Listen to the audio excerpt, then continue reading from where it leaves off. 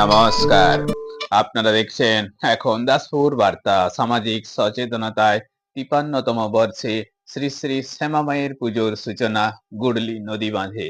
এই পুজোর শুভ সূচনা হয়েছে ২রা কার্তিক সোমবার। এদিন শিলাই নদী বাঁধের পাশে ৬ দিন ব্যাপী এই পুজোর সামাজিক সচেতনতায় শুভ সূচনা হয়েছে শ্রীখোল করতালের ধ্বনিতে। ৫৩টি মঙ্গল ঘট মাথায় হয়েছে প্রভাত ফেরি ও বাল্য বিবাহ মুক্ত ভারত গড়ার লক্ষ্যে র্যালি। সন্ধ্যায় শিক্ষা, স্বাস্থ্য, মানব সম্পদের উন্নয়ন বিষয়ক আলোচনা সভা। অবশেষে রাত্রিতে নরনারায়ণ সেবা। গুডলি মৈত্রী সংঘ ও বিদ্যাসাগর দিশা ওয়েলফেয়ার সোসাইটির যৌথ পরিচালনায় এর সূচনা লগ্নে এলাকাবাসীদের সাথে গুডলি মৈত্রী সংঘের সভাপতি সমাজসেবী কালীপদ মণ্ডলের পৌরোহিত্যে আরো সামিল ছিলেন এই প্রতিবেদক সহ শিক্ষক মন্ডলী সুভাষচন্দ্র দত্ত, আশিস মাইতি, তারশঙ্কর দাস বৈরাগী, হরগোবিন্দ দোলই, কিঙ্কর পাত্র, অশোক মাইতি, মণিশঙ্কর বেরা, স্বাস্থ্যকর্মী ডক্টর প্রফুল্ল বেরা, অভিষেক বেরা, বেলারানী বেরা, ঝন্টু জানা, দিয়া কদম, বিদ্যুৎ বিকাশ শাসমল প্রমুখ সুধীজন। সম্পাদক শ্রীকান্ত কদম এই কর্মকাণ্ডে সকল সহযোগীর প্রতি কৃতজ্ঞতা ব্যক্ত করেছেন। গুডলি থেকে রিপোর্টে Shyam Sundar Doloi. Like and follow with subscribe এখন দাসপুর বার্তা। এই দাসপুর বার্তায় যুক্ত হন, আলোর পথে এগিয়ে চলুন।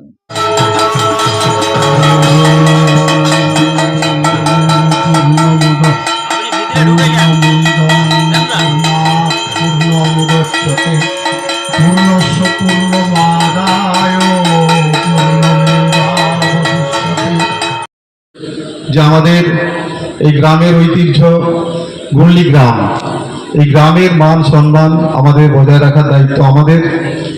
গ্রামের শ্রীবৃদ্ধি ঘটুক সেটাও আমরা চাইব।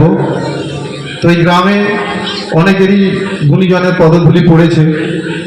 আমরা চেষ্টা করেছি, একটা প্রত্যন্ত গ্রাম, এই গ্রামে অনেক গুণী মানুষের পদধূলি। একটা দেশ লড়াই করছে, এটা ইসরায়েল।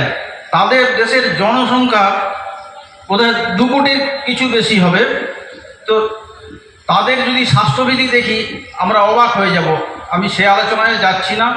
যেটা বলা যে আজকে ডায়াবেটিসের কারণ হচ্ছে যে স্থূল শরীর, তার সঙ্গে সঙ্গে খাদ্য গ্রহণ এবং যথেষ্ট ব্যায়াম এবং শারীরিক পরিশ্রম না করা।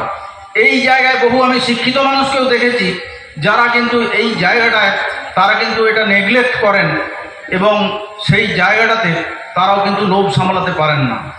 আমরা আগেকার দিনের যে আমাদের খাদ্যাভ্যাস ছিল সেটা সম্পূর্ণ পরিবর্তন হয়েছে। আগামী দিনে এই বিষয়টি যাতে সকলের খেয়াল রাখেন, তার কারণ যাদের ডায়াবেটিসে আক্রান্ত হয়েছেন তারা জানেন।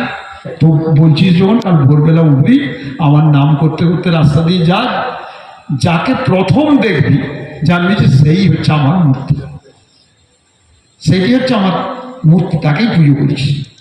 তো উনি তো সাধক মানুষ, ভোরবেলা উঠে মায়ের কথা অনুযায়ী কালী নাম করতে করতে রাস্তা দিয়ে, গ্রামের রাস্তা দিয়ে যাচ্ছেন।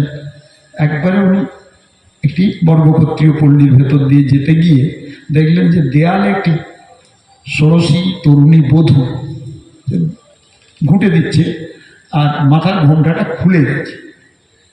এক হাতে গোবর আছে আর এক হাতে দিচ্ছে। এখন উনি তো কাছাকাছি হয়ে গেছেন, সাধক মানুষ, মেয়েদের স্বাভাবিক যে সম্ভ্রম বোধ তখনকার দিনে ছিল যে ঘোমটাটা দিতে পারছে না, ফলে ঘোমটাটা দিতে পারে সে জিভটা বের করতে। উনি তো বিভোর হয়ে গেলেন একবারে যে আমি আমার মায়ের মূর্তি পেয়ে গেছি। এই মায়ের মূর্তিটা মানুষের মধ্যে পেয়ে যাওয়াটাই আসল সাধনা।